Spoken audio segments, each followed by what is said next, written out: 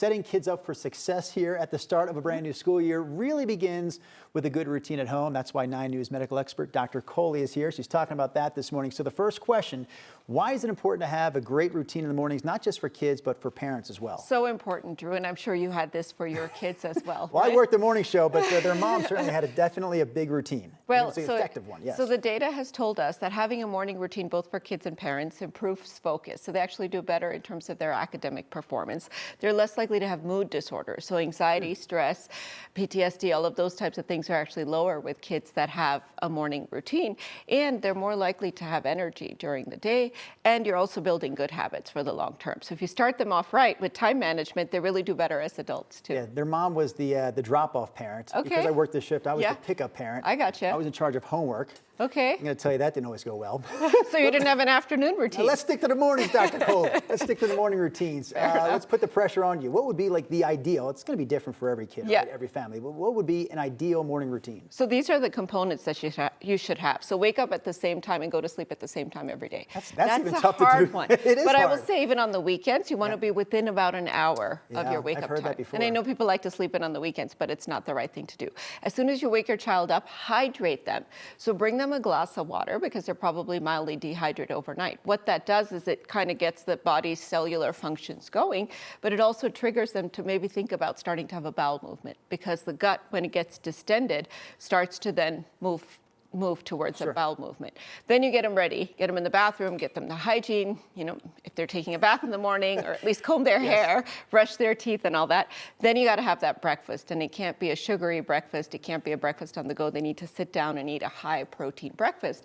After that, you should give them dedicated bathroom time. So they do sit on the toilet and spend a minute trying to move their bowels because it shouldn't happen when they're at school. And then if you can work in a little bit of movement, either some stretching, walking the dog, or maybe even walking them to school. Movement wasn't enough? You got to get physical movement too.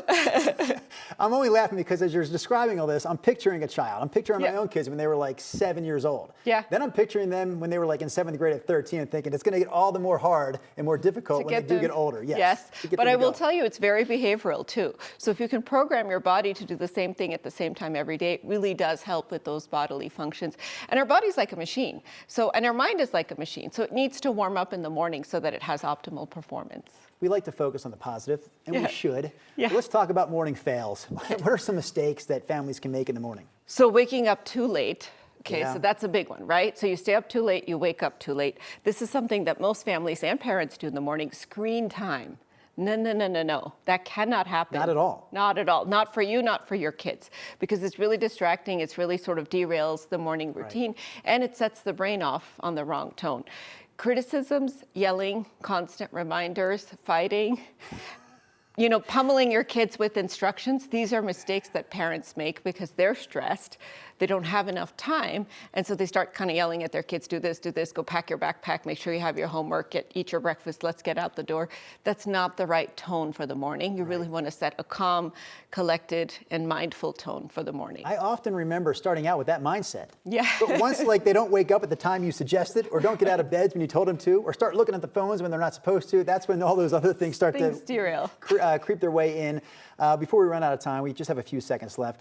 One last piece of solid advice when it comes to setting up those great morning routines. I'm going to do 2. Oh, you dirty dog. Yes. One is prep the night before. Okay. So put out the clothes, put out the homework, set yourself up for success. If you can make the lunch or at least prep the lunch the night before, that really helps the parents and it helps the kids be a little bit more organized. And then the second, of course, is make a checklist so that there's just a little thing they kind of, for younger kids, a visual checklist, but for older kids like your teenagers, perhaps you can just tell them the things they have to do so that they can get in that routine.